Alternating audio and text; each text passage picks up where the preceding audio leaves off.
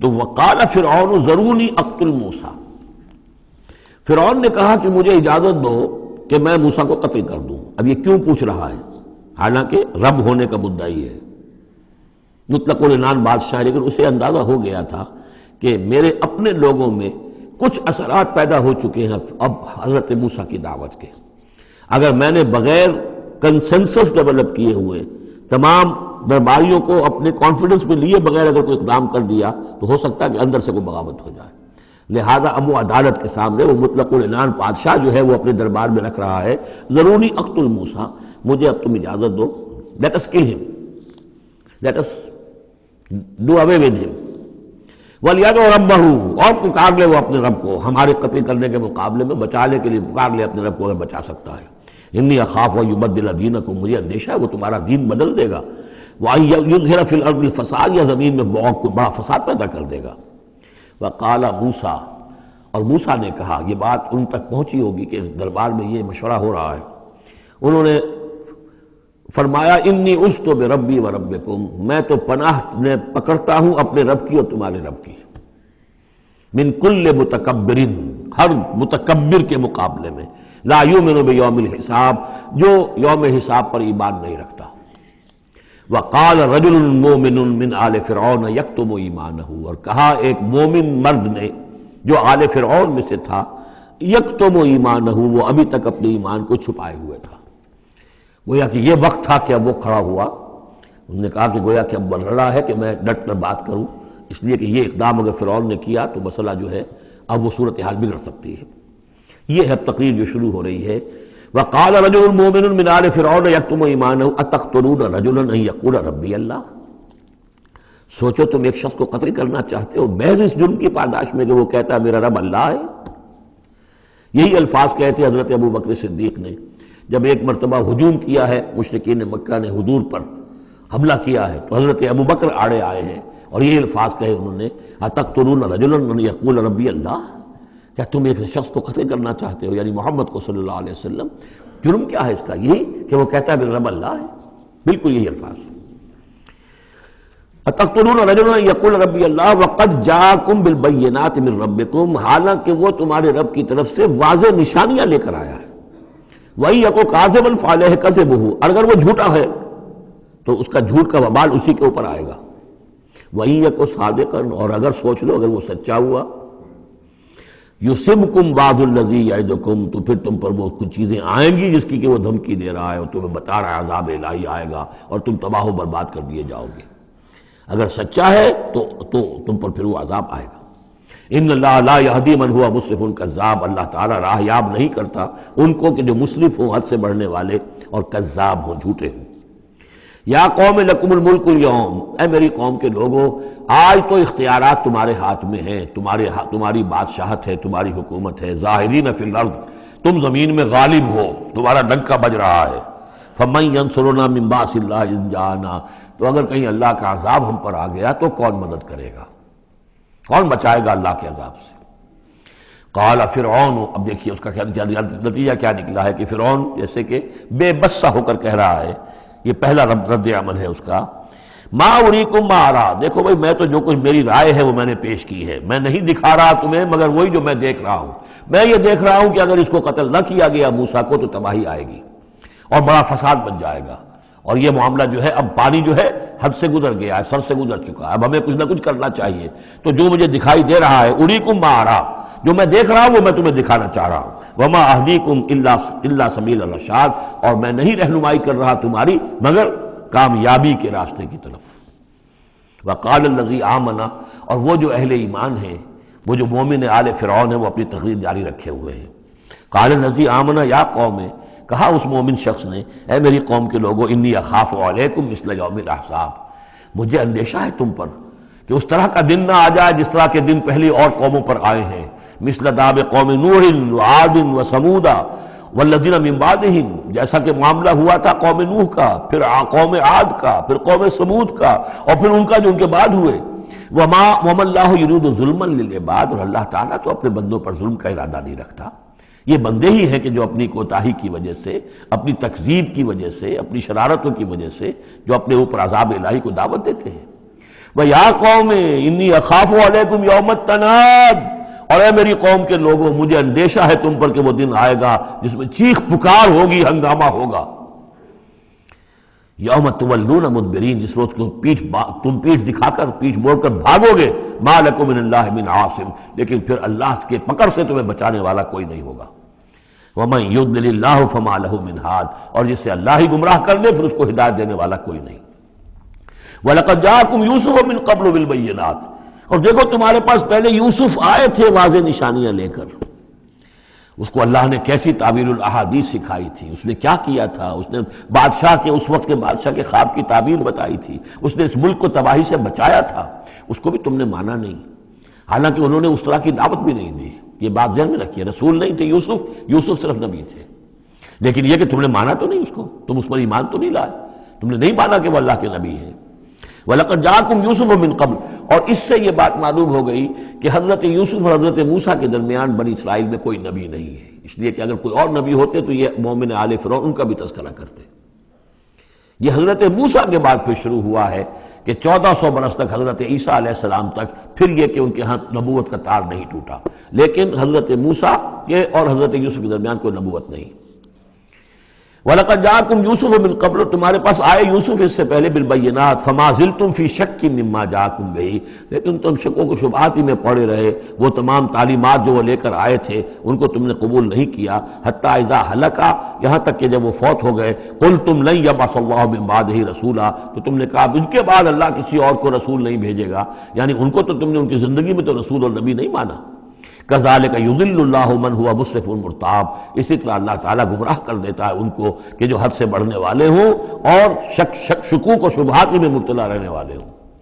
الذین یجادلون فی آیات اللہ بغیر سلطان اتاہم، کہ جو اللہ کی آیات کے بارے میں جھگڑتے ہیں، بحثیں کرتے ہیں، کج بحثیاں کرتے ہیں بغیر کسی سند کے کہ جو اللہ نے انہیں دی ہو۔ کبر مقتا عند اللہ وعند الذین آمنوا، بہت بری شے ہے، بہت بری ہے، بیزاری والی بات ہے اللہ کے نزدیک بھی اور اہل ایمان کے نزدیک بھی، ان کے نزدیک بھی جو ایمان لائے۔ کذالک یطبع اللہ علی کل قلب متکبر جبار، اسی طرح اللہ تعالیٰ مہر کر دیا کرتا ہے ہر دل پر، غرور والے سرکش دل پر، وہ قلب کے جو متکبر ہو اور جبار ہو، اللہ تعالیٰ اس پر مہر لگا دیتا ہے کہ پھر وہ ایمان نہیں لاتے۔ وقال فرعون، اب یہ تقریر تو جاری ہے ان کی، اور آپ چشم تصور سے دیکھیے کہ معلوم ہوتا ہے کہ ان کی تقریر کا اثر ہو رہا ہے درباریوں پر، کہ بات ایک سے ایک بات جو ہے وزنی ہے، ایک سے ایک مربوط ہے، جڑی ہوئی ہے، تاریخی حوالے سے بھی آ گئی، عقلی حوالے سے بات آ گئی،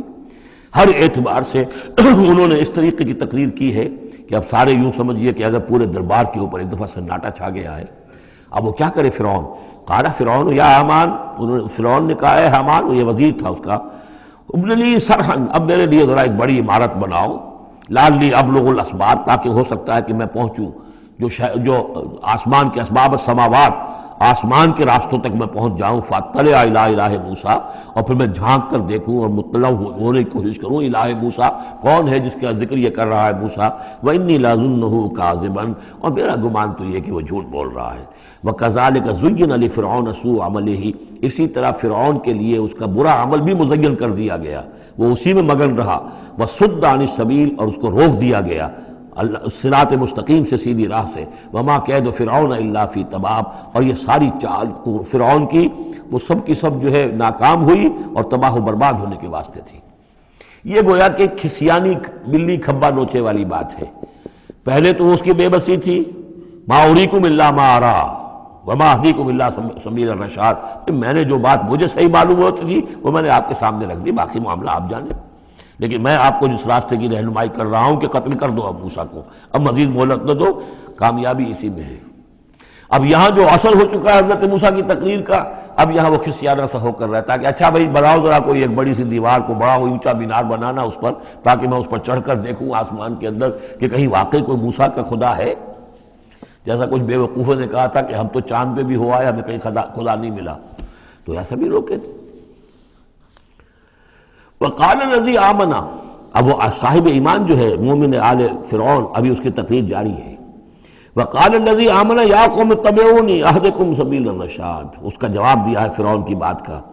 وما اہدیکم الا سبیل الرشاد، میں تو تمہیں کامیابی کے راستے کی ہدایت دے رہا ہوں، رہنمائی کر رہا ہوں۔ وقال الذی آمن، اور کہا اس مومن نے، یا قوم، میری قوم کے لوگ، اتبعونی، میری پیروی کرو، میری راہ چلو، اہدیکم سبیل الرشاد، میں تمہاری رہنمائی کروں گا اور تمہاری ہدایت کروں گا سیدھے راستے کی طرف اور نیکی کے راستے پر۔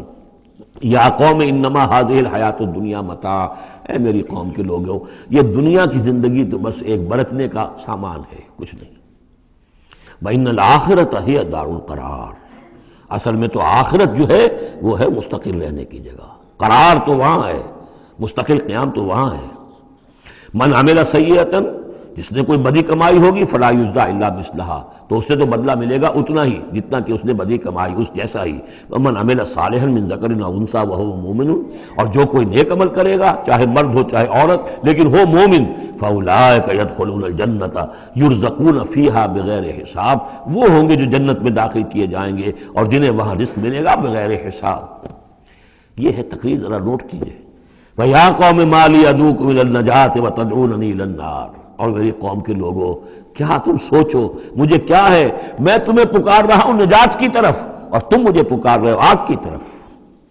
تم چاہتے ہو کہ فرعون کو قتل کر کے اور میں بھی تمہارے ساتھ اس گناہ میں شریک ہو کر میں جہنم کا مستحق بن جاؤں، اور میں چاہتا ہوں کہ تم سب کے سب جنت آؤ، اللہ کی طرف جناب میں نجات توبہ کرو اور سب کے سب جو ہے آگ سے بچ جاؤ۔ وَيَا قَوْمِ مَا لِي أَدْعُوكُمْ إِلَى النَّجَاةِ وَتَدْعُونَنِي إِلَى النَّارِ تَدْعُونَنِي لِأَكْفُرَ بِاللَّهِ وَأُشْرِكَ بِهِ مَا لَيْسَ لِي بِهِ عِلْمٌ، تم مجھے دعوت دے رہے ہو اس بات کی کہ میں اللہ کا کفر کروں